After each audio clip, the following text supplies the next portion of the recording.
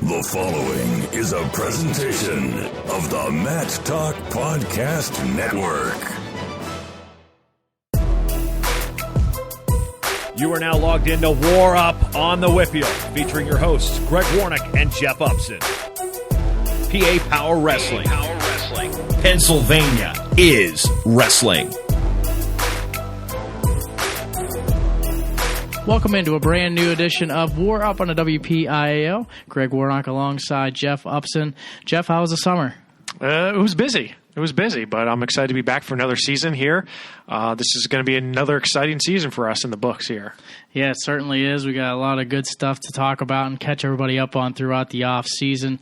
Some big news from PA Power Wrestling, though. Jeff, talk a little bit about what our new partnership has. Yeah, so we joined Rockfin, which is a creators platform, which essentially means that those who are joining in on Rockfin will have access to a variety of different content in the wrestling and MMA worlds, along with other things such as comedy, news. But it's something that I felt was necessary for us to bring our customers and our subscribers more content than just Pennsylvania strictly. So we have content creators such as Jody Strickmatter, Adam Tirapelli, Ben Asker, and Jordan Burroughs, guys that are pretty renowned in the sport of wrestling that are going to be putting content out there. So our stuff is going to be on Rockfin, but also on PA Power Wrestling.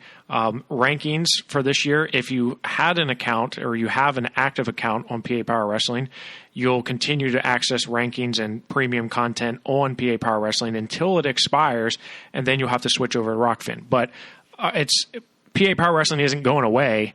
We're just putting premium content on a different platform, a platform that you're going to get more bang for your buck, essentially. And then obviously from there, you said till the end of the year? It's actually until the end of the season. For example, you could have subscribed to rankings as late as September 2019. So in theory, that's going to run until September 2020, right? And then afterwards, all the premium content, which really the only premium content we put is rankings. Everything else is free content. So that's going to be on both platforms still.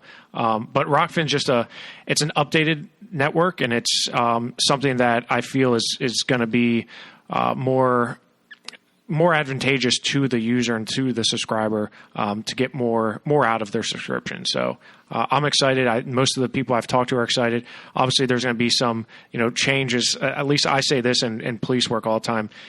We don't like change, but we hate the way things are, right? So yeah. It's in any job. I know it's any job, right? But so obviously some people are going to be a little frustrated with some of the changes, but I promise you we'll get through it together, and we'll make sure you get on there. So for our show, just so other people listening in who enjoy listening to us every week, and God bless you if you do, because we're tough to deal with sometimes, right? No, come on, man. I thought last year... Actually, you're tough to deal with, let's be honest. Yeah, okay, that's true. But will there be any of our show, or even the other podcasts that we do on PA Power, will there be certain shows that are on Rockfin specifically that you'd have to have a subscription for? No, all podcasts are going to be on both platforms. So our college podcast, our PA Power Wrestling podcast, those are all going to, including this one, they're all going to be on both Rockfin and PA Power Wrestling. So you may see on social media the link to Rockfin, but you can always go to papowerwrestling.com and click on the content that's on there. So with that, that's the biggest news from PA Power with that switch to Rockfin. But in addition to that, a lot of changes, a lot of action going on the wrestling mats throughout the off season. What were some of your biggest headlines that you saw coming up throughout the off season? Yeah, I mean, there was... I can't say there was one particular headline that stuck out more than others. We had some folks go out to Fargo and do the Junior Nationals and do pretty well. Garrett Ninehouse was able to go out there and place top 3 in freestyle. You also had some guys that competed at the Super 32. Garrett Ninehouse, again, was one of those guys who was able to come away with a Super 32 belt.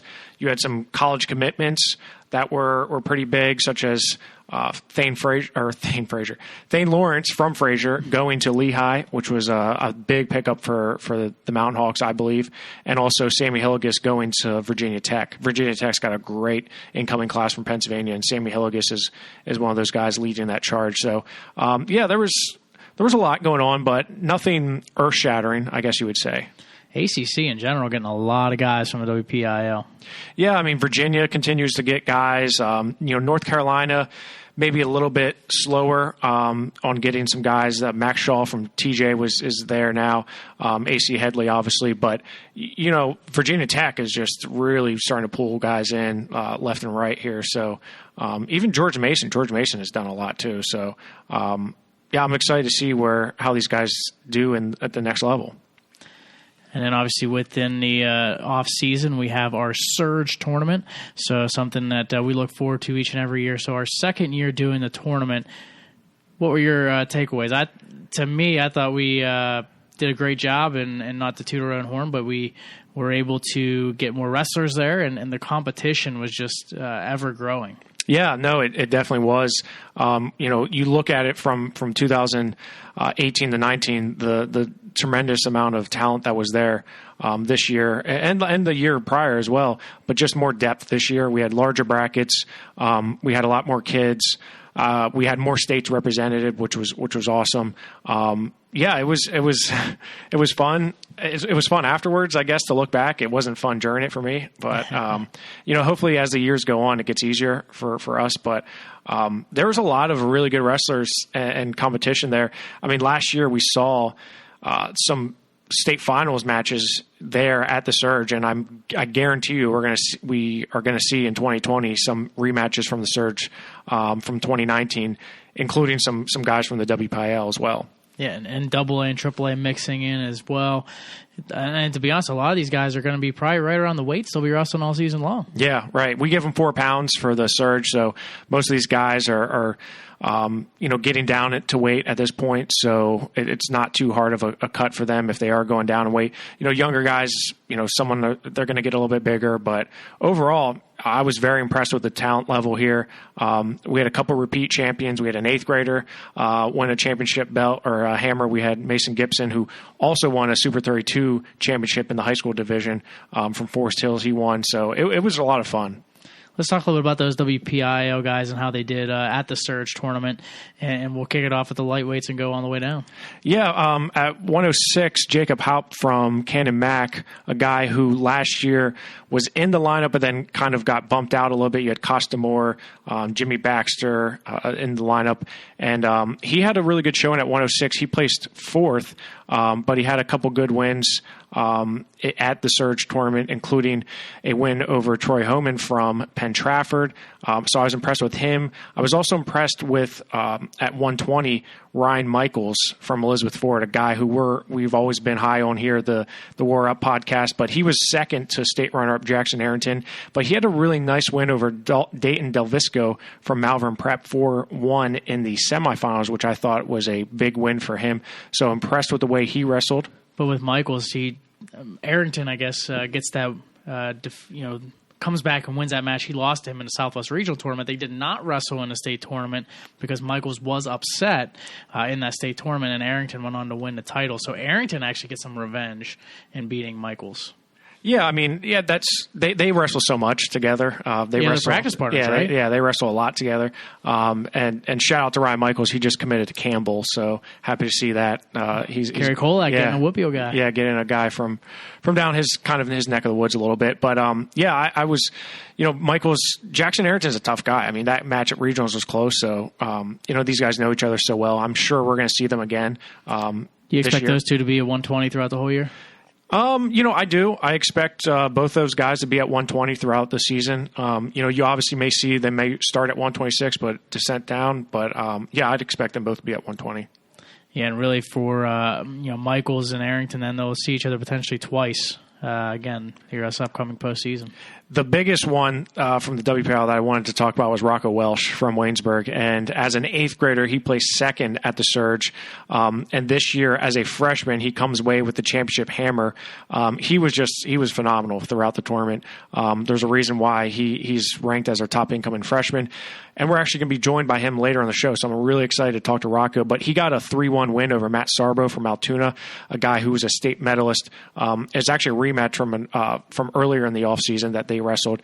So I was excited to see Rocco get out there as a freshman because we saw him as an 8th grader, and he looked really good. He's the real deal. And then at 132 pounds, Ali Herrera Rondon gets his second hammer, and boy, he has filled out, hasn't he? I mean, I don't know if he filled out. He just got a lot taller. He's still pretty small. He's small, but he's definitely filled out in the terms of he's gotten a lot taller. His length is ridiculously long. I'm excited to see how he does this year at 132 because AHR is accustomed to being a smaller lightweight. So this is going to be an interesting kind of test for him going against guys that are cutting down from like 45. But yeah, he got a win at the Surge this year again. As I mentioned, he won last year as well. He won against Anthony Glassell from Brockway. He beat him 6-4 in the finals. I know he wasn't necessarily thrilled with his performance in the finals, but he did really well. Another guy who I was very impressed with, despite not winning the championship, was Jared Kessler from Connellsville. And if you remember last year as a freshman, he won the Surge. This year he faced Kenny Kaiser, who was a Surge runner-up and also a state runner-up last year. He beat Kessler in the finals 3-0. But Kessler, I thought, had a good showing. I'm excited to see him up at 138 pounds this year. And Kenny Kaiser, a couple of WPIAL tough tests as well. Mason Spears, he defeats him 4-2 in the semi. Spears comes back for third. Yeah, Spears is on that bubble, man. Spears is going to have a breakout year here. There's another guy we're going to talk about, Jackson Gray, in a second at 145 pounds. But Mason Spears is definitely a guy who I think is going to have a burst-out year. I think he's going to really turn some heads this year. And speaking of, you mentioned Jackson Gray. Yeah, Jackson Gray had a good showing here at the Surge, especially a guy who maybe didn't have the best of postseasons for him. I think he's a guy who could come out and make some noise this year. He beat Tony Salopek from West Mifflin. He also beat Sam Hayes from Council Rock North, a guy who really had a phenomenal tournament. He actually came back to take third. But Jackson Gray ended up beating Tristan Pugh from Berlin, who's a state medalist going to Appalachian State. So Gray, I thought, had a really nice showing. I think that sets him up nicely for the start of the season here. I thought you look at these brackets as well, and there's WPIAL guys who are going to be medalists who did not even get on the podium, with the Surge and finishing in the top 6. That's how deep some of these brackets were. But you look at each weight, and the WPIAL has at least one wrestler who really shined in each weight class. So that shows you how strong District 7 should be again this year. Yeah, absolutely. I mean, and when we talk about the top incoming freshmen, they're really above and beyond the rest of the state here. You look at 160, Jack Bloomer was unable to grab a second hammer. He lost in the finals to Jack Waymeyer from Malvern Prep.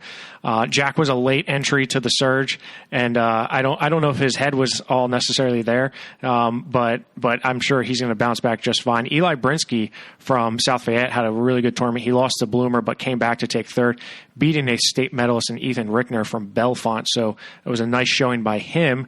And you look at some of the heavier weights, Ryan Weinsman from Norwin, he's coming down from 220 all the way to 182. That's a huge cut. You don't necessarily see guys going down 2 weight classes, but he did, and he actually won the Surge hammer at 182 pounds. He beat Jake Marnell from Hazleton in the finals 5-1 in a chippy match, but I'm excited to see how he is, especially down 2 weights. He looks pretty solid at that weight. Where do you expect Ninehouse to fall in at? I totally expect him to end up at 82 to start for sure. Possibly with a chance of going down to 170, but I think you're going to see him start at 182, probably stay there through Powerade and see where it goes, because you got Luke Stout as well at 170. So, I don't know. I think he could make 170, but I think 82 is probably the weight you're going to see him at. And so with that could affect Ryan Weinzen, because he may obviously want to avoid Ninehouse in that matter. Yeah, I mean, he very well could, but, I think Weinzen's a guy who he's going to compete and battle with guys regardless of where they are. And, he was a state qualifier, so I think he's looking to get on the podium this year in Hershey at a different weight class. At 195, a guy I was impressed with was Noah Tustin from Waynesburg. He lost to Josh Harkless from Wilson, but then came back and beat him for third place. I thought he had a good showing here. And John Myers from Greensburg-Salem, a guy who was a medalist at the Super 32. He came in and took second to Dorian Crosby, who's going to Bucknell, a two-time state medalist. But Myers really battled him tough. That was a really nice match, the 220 finals, even though everyone had already left because at that point it was getting late. But yeah, I was impressed with John Myers and the way he competed. Yeah, and really taking Crosby to the limit. That's the way you want to go out for sure as far as finishing the tournament off. So a lot of good talent here within the Surge tournament, and we expect that to continue to grow. As far as your idea with the Surge, where are you hoping a number takes off to next year? I don't necessarily want to see this become, the biggest tournament in the world, but I'd like to see it grow to a point where, we have guys begging to get in. And I really like the setup that we have. A one-day tournament is really nice. We could afford to have some more guys there, numbers wise, but I really don't want it to necessarily get too big because I want those guys like those regional qualifiers, those guys that are on the bubble. I want them to be able to compete with those tougher guys. I like having a good mix of wrestlers, and we do strategic type of recruiting, if you will, trying to get guys to show up because I like having a different mix of guys, high level, but also kind of on the bubble, on the tier. That can come in and prove themselves because that's the whole point of the tournament, right? Right, to surge up the rankings. And really the WPIAL is usually well represented because of the fact that it is in Johnstown, so not too far away for many folks to come and wrestle in the tournament. But we'd love to see more participation from the WPIAL and a chance to really compete because you don't see a lot of these guys. We had guys from all over the state. All the way up north in Erie, we had guys from Bethlehem Catholic. So you got a lot of people from around the state that come into this tournament. You have a really good chance to see a lot of good guys. Yeah, absolutely. I mean, that's the beauty of the Surge is, you may not ever see a guy from Quakertown, but there was a couple guys from Quakertown there. You may never see a guy not until the state tournament. Well, yeah, right. Not until the state tournament. So depending on where you go to school, there's a good chance you probably will never see some of these guys. AAA, AA, out of state. 8th graders, Mason Gibson has an 8th grader coming in. Rocco Welsh has an 8th grader. I love seeing the 8th graders compete. So, it's just a really good. I love the tournament. That's why we're going to continue to do it, despite the headaches that it causes. But yeah, we're excited about it. And now looking into the next stage is the freshmen to come in. You mentioned that we saw a couple of these guys at the tournament. The main guy, the guy that is ranked number 1 on our report, Rocco Welsh from Waynesburg, kind enough to join us on the show as he gets set for his freshman campaign. Rocco, thanks for joining us. To start things off, tell us a little bit about some of your expectations you have for the year, as well as what sets you apart from the rest of the field. Coming out like my first high school match is coming up Friday against Burrell. They're a tough team, so my expectations are to get bonus points. I don't care if they're good. I'm just trying to dominate everybody this year and trying to just prove to everybody that I'm so much better than everybody else, And I think what sets me apart from everybody else is the extra workouts I do when nobody else is watching on my house, my wrestling room, stuff like that. When nobody else is watching, I'm working hard, and I'm working hard when people are watching. So I think that's what sets me apart.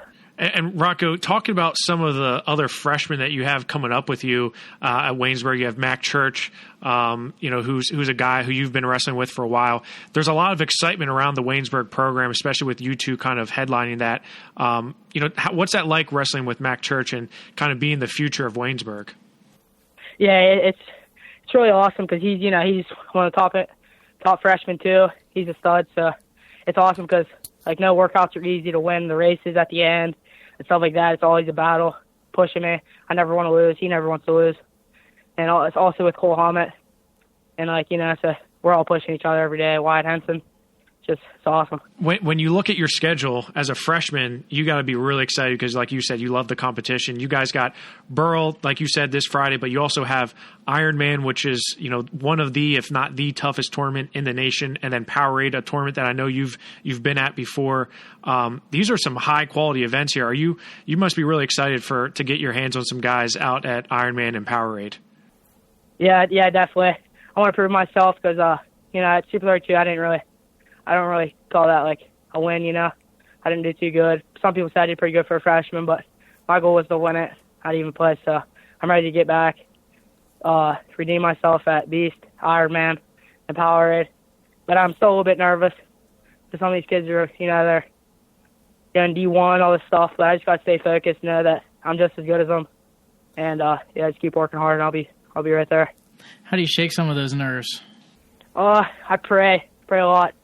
Just ask God, help me, and I start to realize it doesn't really matter. Whatever God wants to happen is going to happen. So I'm just going to go out there, give everything I have, and whatever happens, happens.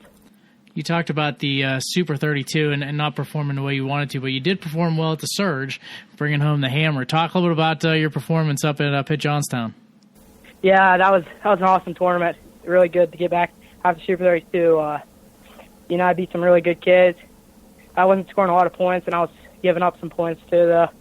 So it was a really good test, though, because there's some of the best kids in PA, and I knocked them off, so.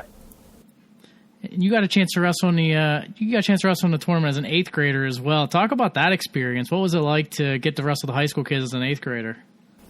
Oh yeah, I was really nervous, but again, I was just me and my dad were talking. I just got to prove myself. If I want to be D1, I want to be all the stuff I want to be. I have to go prove it to the kids that are better than me, and stuff like that. We appreciate you taking some time out and joining us, and best of luck as you go through your freshman campaign. Yeah, thank you. Thanks for having me. Absolutely, Rocco. We'll see you Friday. See ya. Thanks again for Rocco Welsh joining us on the show. And you mentioned, Jeff, his teammate, Mac Church. So Rocco comes in on the top freshman report as number 1. Mac comes in at number 4. So 2 top 5 guys, 2 top 4 guys in Waynesburg as freshmen. Yeah, I mean, you look at the top incoming freshman report, and the WPIAL and Waynesburg are well represented here. Rocco Welsh was, I believe, the clear number 1. Grant McKay and Tyler Kasich are 2 guys that I believe are probably going to make pushes against Rocco for that top spot. But really, Rocco came in as a Surge runner-up, as an 8th grader Surge champion, Fargo All-American. So he's really done a whole lot. And then Mac Church, a 2-time PJW state champion, so also a no-brainer there. But a lot of tough guys from the WPIAL here in the top 75. You have Ty Waters from West Allegheny, who is a 2-time junior high state medalist. He's going to be in the mix at 106. I think he's going to push Mac Church a little bit here in the start of the season. You got Nathan Roth from Greater Latrobe, also a 2-time PJW state medalist. He was most likely probably going to be at 120, 126-ish, that kind of range. And then Dylan Evans from Chartiers Valley had a great West Penn duels. He knocked off guys like Ryan Michaels. He's tough, man. He's tough. His dad's the head coach at Chartiers Valley, and he was at the Surge this year. He didn't place, but he had a date with Rocco Welsh. Those guys always wrestle each other, and he kept it very, very close. So I'm excited to see how Dylan does, especially after watching him do some damage at the West Penn duels. Yeah, his dad mentioned that he and Rocco seemed to always find each other at the tournaments, and we have this big bracket at the Surge, and somehow they were feeding right into each other. Yeah, and he blamed me for it, too. He said I set it up wrong, so. I mean, probably. Yes, it was definitely my fault, but I'm really excited to see how Dylan does. Also, another West Allegheny guy is Nico Taddy from West Allegheny, who's at 113.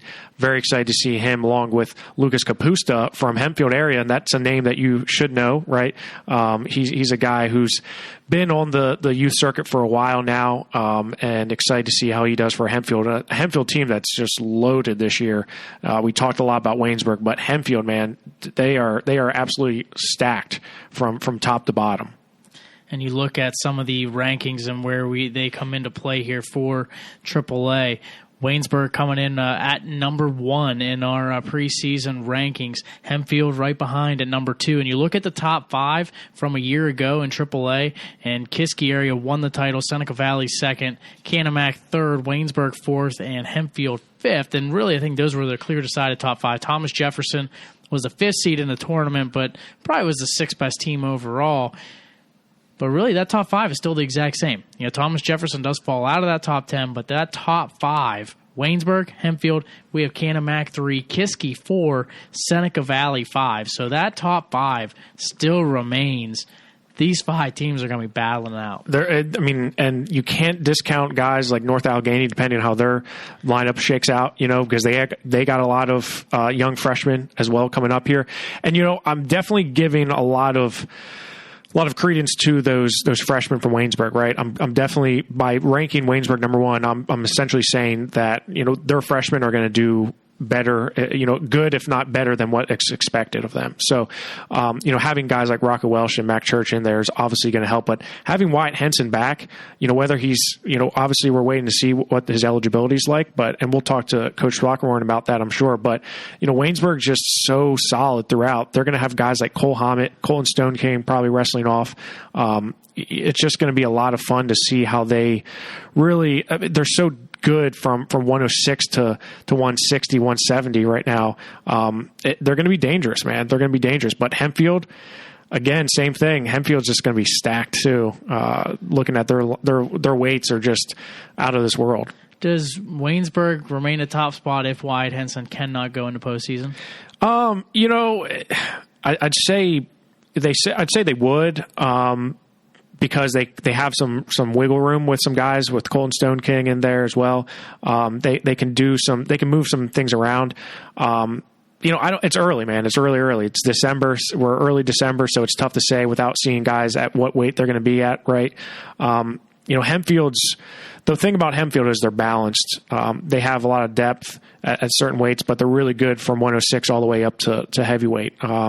With Isaiah Vance kind of holding that spot at heavyweight, no one's beating him in the WPIAL. I don't think he's just a solid wrestler. You look at some of the other guys like Ty Linsenbigler as well. They got some really good freshmen coming up, as we mentioned, Kapusta. So depending on how these guys do and where they fall and where they shake out and weight wise. Yeah, Waynesburg or Hempfield's going to be right there with them. So Kiski area, the 2-time reigning champs, got them down at 4th. Why do you see them falling so far? Because they didn't show up at the Surge. No, I'm just kidding. No, I'm busting on Jack Bloomer because he took so long to sign up. He didn't bring his friends with him. No, he did. He had Stone there. Stone Joseph was there, and Dom Giordano was there, and Sammy Starr was there. And Enzo was banged up, or else he would be there, I'm sure. They lose obviously Darren Miller. That's a huge loss to them. Cam Connor. Yeah, Cam Connor, obviously a guy who's at Penn now. These guys are hard to replace, right? They kind of have a log jam a little bit at the 152 to 170 range with Sammy Starr, Enzo, Jack, and Nick Delp, right? So they're going to have to do some spreading out some things.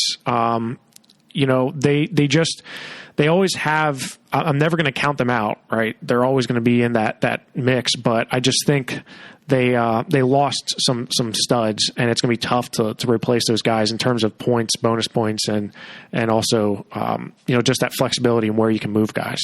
Yeah, Cam Connor being the biggest one. He seemed to always be 6 points for them. A lot of times, yeah. I mean, and Darren Miller too, man. Darren Miller was just grinding wins out there. And the same goes for Cannon Mac. I mean, Cannon Mac brings back Nine House, obviously, Tanner O'Haley as well. But they have some guys there that, depending on how they do, as freshmen and sophomores, seeing where they're at, how healthy is Jacob Gardner going to be. There's a lot of question marks with Cannon Mac and where they end up, who they can get in to fill in some of these middleweights. But you can't count out Cannon Mac either. I mean, it's pretty obvious that these 4, in my opinion, these 4 schools are going to be the top 4 schools, with Seneca Valley and North Allegheny, Connellsville, Franklin Regional kind of nipping at their heels a little bit.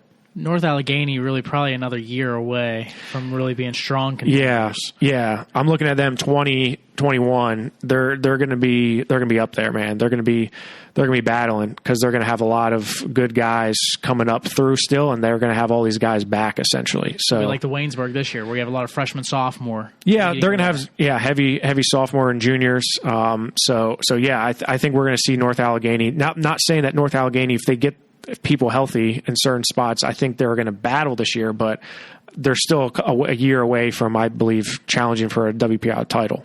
Seneca Valley, they have the talent, they have all the big names, but they lack depth. That's where they kind of hurt themselves a little bit last year. Do they get any depth, or is it basically same situation? No, I mean, they do have some depth, but just not depth like Hempfield, not depth like Waynesburg. They don't have that depth. What they have is some really solid guys, some just studs. Obviously, when you have a 2-time state champion and Alejandro Herrera Rondon, he's a guy who's going to lead that team. Dylan Chappell's a guy who was a state finalist. He's going to clearly be holding down some big shoes there. I think they're going to have a good season. It's just in terms of dual meet wise, they're going to have to really make up some points. I think. How healthy is Chan Shear? Where are they going to put some of these upper weight guys? So where's Patrick Johnson going to go? And how good are they going to be on those upper weights? Because you can keep it close with some of those big guns like Dylan Chappell and Alley. When you look at teams like Waynesburg, I mean, we could see a Rocco Welsh and AHR match if Waynesburg and Seneca Valley go at it. So these aren't gimme wins, right? So Seneca Valley's they got some figuring out to do in terms of lineups. Speaking of the top team, Waynesburg, we've talked a good amount about them here in this show. We had a chance to talk with Rocco Welsh. We also have the opportunity to talk to their head coach, Joe Throckmorton. Joe's kind enough to join us on the phone. Joe, thanks for joining us. Yes, thanks for inviting me. Well, Joe, talk a little bit about your off-season. How did it go for you, and what did you think of the guys and how they responded this past off-season? Our goal is always to have guys wrestling, and we set once the season's over, we want them to get involved with freestyle as much as possible, and even Greco if they want to. Just to, you're staying on a wrestling mat, but you're also, I like the idea of the freestyle rules and the changes and a little bit, and because it just gives them a little bit of a refresh, even though you're still, basically dealing with some of the same technique. And I love freestyle also because it makes you finish a lot cleaner. And if you finish clean all the time, it works in both styles. So once you get that instilled into their head, then that it helps in both regards. And of course, if you got anybody college recruiters or anything, that they're always looking for guys that are wrestling freestyle, because that's really the college guys. That's their only option in the off season is freestyle. So I'm a big fan of it. So, but I thought we wrestled a lot and wrestled on some of the qualifiers, and of course we had some guys go to Fargo and couple place winners, and we also did Flow Nationals, their freestyle version of it too this year. So it was fun and exciting, and looking forward to this season. You guys had a strong finish team-wise to the season last year, knocking off Hempfield in the WPIAL quarterfinals, 39-33, and then finishing in fourth place. How do you guys grow on that? Of course, we had some really good seniors with a lot of probably 300 or 400 wins in those seniors that we lost. But we're still very optimistic about the season. We have a lot of the young team coming up. We had 3 seniors, but now depending on the eliminations, I may either have 1 or 0 seniors on this team.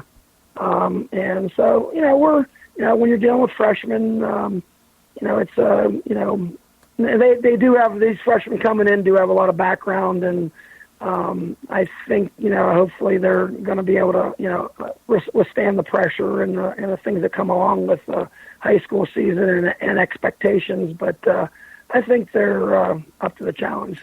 Yeah, you mentioned all the freshmen coming in, and one of the big ones that we've talked about on the show, Rocco Welsh. Talk a little bit about Rocco. Yeah, he's I think everybody's I think he's won the last two junior high state titles, and he's a hard worker, and he's a great workout partners for everybody in the room, and he's growing, and he's getting those light to middleweight classes, and just be able to wrestle with most everybody in the room, and it's just when you have good partners like that, that's what we have. We haven't had this good of workout partners for each other since we've had Drew Headley, Coleman Scott, and Seabold, and all those guys in here, and so it's nice to see again, and it just makes everybody a great experience in our room, and we can start out at a lot higher levels to even start the season. So we're excited. And Coach, you had mentioned guys that you lost, such as like Trey Howard and Colby Morris, but you replace them with guys like Mac Church and Rocco Welsh. But also you have these sophomores like Cole Hammett and Noah Tustin who are coming in and kind of shouldering some of those duties. Like you said, you may not even have a senior in the lineup. So how much are you relying on those sophomores such as Cole and Noah to really bring in the younger guys? Oh, no doubt. We're looking for their leadership, and even though they have only a year under the belt, they've really put the time in the summer, and really had a lot of those bouts that they're very mature for their freshmen, or for the sophomores and our juniors. They've had a lot of matches under their belt, so hopefully that bodes well with the rest of the season, and bringing those freshmen in and teaching them. And we do have a very good staff too that's been around and state champs and wrestled guys in Division I. So we kind of get these guys prepared for that level of competition. And there's another guy who was not there last year, but he was there the year prior. He was a state medalist for you guys, and that's Wyatt Henson, a very widely known guy from Pennsylvania, where he was able to do a lot of good things for Waynesburg 2 years ago as a freshman. He's back with the program this year. Talk about what it's like to have him back in the room, especially around Rocco's weight and Cole Hammett's weight and Colton Stone King's weight. I mean, that must be a heck of a four-man go there. Yes, it is. It's exciting, and actually Wyatt's big enough that he can also go with Luca Augustine. We got Nate Stevenson in there too, and so they're just everybody's making everybody better, and that's what the good teams, and you can see it always when you've got a great individual or a great two or three individuals, why you have so many good other partners around them, because they just push each other. I always say that even though we have a really good coaching staff and you can take a wrestler down, there's nothing like somebody, their own teammate in their own school, that is, taking them down and challenging them in the wrestling room. I always said when we had Coleman Scott in here, they always asked me why was he the one that, and he was really the lightest of a lot of really, really good workout partners, and he hated losing. And to be honest with you, that was the reason why. I mean, he got taken down every single day in our wrestling room. Right. And even as good as he was. And that's the same thing. And I'm, just keeping it exciting with these guys here, because I said, don't get frustrated in that matter. You got really good guys in this program, and it's just making them, step to the next level. So. And when you look at your schedule this year, it's actually pretty incredible the amount of talent that you have on the team, but also they're going to get tested often and early. You got Burl right out of the gate on Friday, a match that we're going to be at live, streaming that live, but also you have Iron Man this year, as well as Beast of the East and Powerade. So talk about Iron Man and really going out there and seeing what's arguably the best tournament in the nation. Yes, we haven't been to Ironman since Coleman and Drew Headley and my son and Seabolds and all those. And we knew that tournament very well back in the 2000s, early 2000s, and it was hard to do all three of those in the same year. But we felt that with this group coming in. That and not that they're they're going to be tested early, and I mean, it's arguably whether we have maybe one of the toughest, if not the toughest schedule in the country with all 3 tournaments, plus our WPIAL schedule. You know, we have Canonsburg in our same section, plus our WPIAL is one of the best areas in the country, regional for wrestling. So, you know, I would challenge anybody on that as far as the quality of our schedule. But I thought, you know, it's good to test our guys. And our goal is to produce state champs and, you know, get guys ready for the Division I level. And I just felt that, you know, that was our time to do that. And, you know, we'll see how it all pans out at the end. But it's like, I think that, you know, if they're not ready for it, at least gives them the idea of what you got to do to be at the top. Joe, you mentioned Wyatt Henson, and he is now back with the team, but he was ruled ineligible. So what is the current state of Wyatt Henson at the moment? He is currently still in the appeal process in the WPIAL. He is eligible. Eligible for the regular season, which is kind of I think what they have been doing recently. Is the postseason, which is the postseason team and individual, it's in the appeal process. And to be honest with you, our school district handles that. And so I don't know, you know, it's just in that process right there. We're excited he's available for, you know, till that particular point, and hopefully, I mean, you know, it's a situation where he's already been at the school and, you know, made this decision that he just wants to be, you know, back part of our program, and hopefully that'll work out in the appeal process, and it'll all work out, and he'll be ready to wrestle in the postseason. We released our preseason rankings, and we actually put you number 1, Coach. So obviously with that, though, you know, you have a lot of competition you talked about. You have Hempfield, Canon-Mac, Kiski, a lot of the same teams that were there a year ago, Seneca Valley, and they're all within our top 5. So talk a little bit about those teams. Do you expect more of the grinding matches that you had a year ago? You know, first of all, you know, thanks for the but that, you know, we've got a lot to do. Those teams have been there, proven that over the years, and you do realize that we're a AA team that petitions up every year. Right. You know, we graduate like 120 kids, and you know, Kiski and Canonsburg and all those teams they're legit quad A schools, and you know they graduate 400, 500, 600 in a class, and it's just tough. You know, we love the competition with them, and that's just why we scheduled Burrell. If I could wrestle Burrell every day in AA, we probably would consider staying down there, because I just love it that Burrell, you know, they'll come at you. They don't care who they're wrestling. They won't forfeit to you. That's the way they are, and that's why this dual meet is so exciting. They're alumni. We both follow really well. It's just that. You know, and like I said, the quad A schools, you know, there's some that, you know, we beat, you know, very easily, and there's other ones that, you know, if they have a legit team and the depth is where we sometimes have a problem competing with some of those guys. But individually, we can, you know, there's great matches. You know, Kiski, I think a couple years ago, I think we were 7-7 in matches with them, but of course they, you know, where we lost to them was in mismatches, but I would never trade that dual meet for anything in the world. We had 7 great matches. They were top, you know, all of them were like top 5, 10 in the state. So, and they were very good quality matches, and got our guys ready for the postseason. Well, Joe, we look forward to seeing you guys step on the mat here in the regular season. It's been a lot of fun catching up with you, and we look forward to seeing how the season goes. Thank you very much for inviting us on here, and we're excited. Thanks, Coach. We'll see you Friday. Okay, sounds good. Thanks for Joe Throckmorton on joining us on the show, and we talk about the AAA teams. Let's also mention the AA squads. We talked about Burrell taking on Waynesburg on Friday. That should be a really fun duel. Always a lot of great matches between those two. But Burrell, they've been winning WPIAL championships ever since I can remember. Do they do it again this year? Of course they do.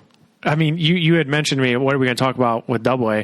And I think my response was one word. It's Burrell. That's it, right?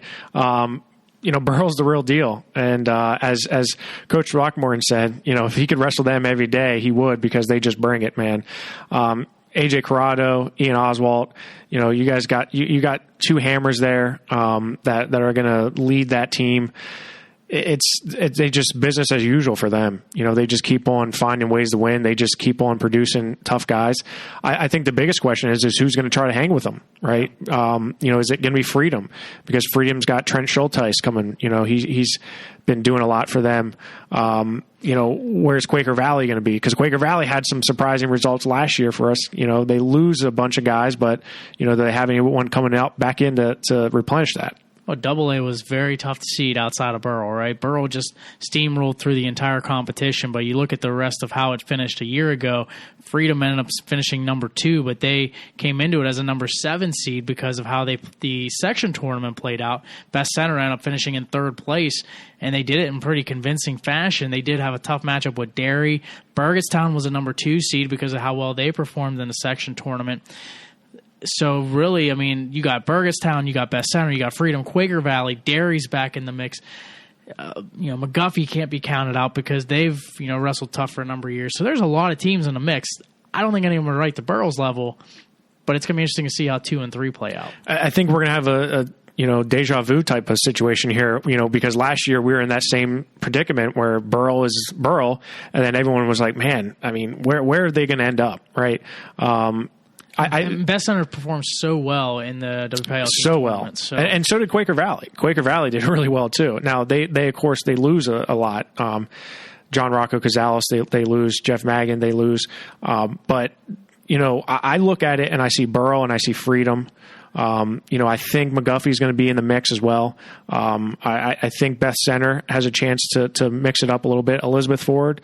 But if I had to, if you were questioning me on the spot right now, I'd say probably Burrell and Freedom, maybe your top 2 teams here. Best Center, I think, is in that mix as far as top 2. Burgettstown's a dark horse. They performed well in the section tournament. They just didn't. They had a tough draw getting Freedom in that quarterfinal. They lost 42-36. All these teams were close, honestly. So we could be splitting hairs, but it'll be interesting to see how it plays out in AA. This coming weekend, we got a lot of tournament action coming up.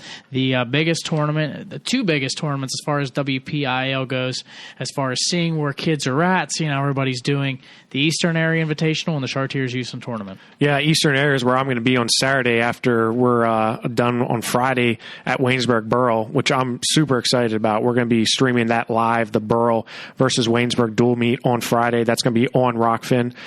So you do have to sign up, but you don't have to pay, Greg. It's going to be a free stream. So you have to create an account, but you don't have to pay. And I think a lot of people are maybe a little bit confused on that, but you can view free content on Rockfin. You just have to have an account. You don't need to enter credit card information. You don't need to put any payment details in. You just have to have an account, and then you can view free content, which the Burrell and Waynesburg match is going to be one of those. But Eastern Area is going to be exciting on Saturday. You got teams like Kiski, right? Kiski just runs away with this tournament, it seems like, every year. But also Franklin Regional. I'm excited to see where they bring. Mount Lebanon with the Stout brothers. Mac and Luke are going to come out just looking for some hardware. West Allegheny.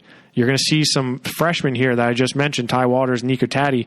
This is their time to kind of prove it if they can hang with some of the big guys.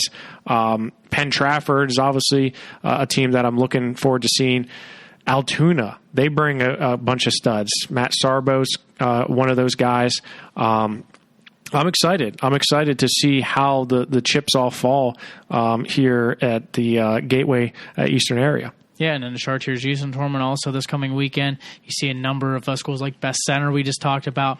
And it's more of like you see the AAA in the Eastern area and then almost like the AA in the Char Houston Tournament because you have Best Center, you got Burgettstown, you also have Freedom in the mix there. So we should get a clearer picture of AA pretty quickly just out of that tournament. You have a couple other tournaments as well, kind of a Cumberland Valley tournament. Cannon Mac always there. Seneca Valley's going there as well this year. So it'll be interesting to see how those two top 5 teams in AAA going out to Cumberland Valley. Hampton Dog Duels will have a lot of WPIAL teams facing off against one another. So there's a couple other tournaments as well.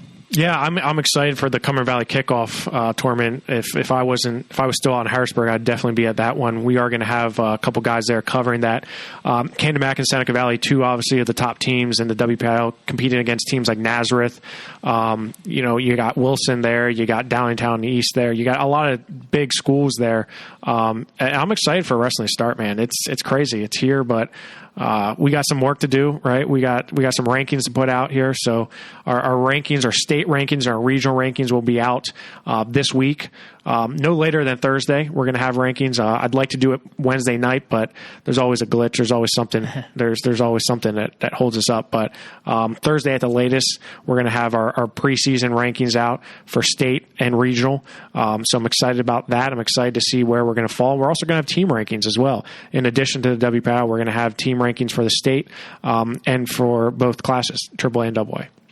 So we'll get into that next week because that could cover a whole different aspect for us as far as where the WPIAL faces off in the state, right? Burrell every year in the mix in AA, and then for AAA, where some of these teams rank as far as the entire state. So we'll cover that next week when we also recap these tournaments.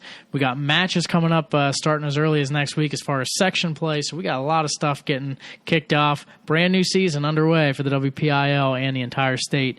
And it starts off this coming Friday. So make sure you stay with us all season long. And where can they find us at? PAPowerWrestling.com and Rockfin.com. And don't forget Twitter either. Well, of course on Twitter. I mean, that's an obvious. Great. I mean, You're still trying to figure out how to use Twitter. I forgot to log in after our last show, so I might want to figure that out. Yeah, you probably do, but I might need to re-download the app. Wow, you don't even have the app anymore? I don't know. I got to check it out. Okay, we'll see. All right. Well, we'll make sure that's going to be your homework for next week. Okay. Hey, thank you. See if you can get a few more followers too. Nah, who needs that, right? Well, I don't know. PA Power Wrestling does. That's for sure. That's true. So we'll send them that way. But I want to thank Joe Throckmorton as well as Rocco Welsh for joining us on the show.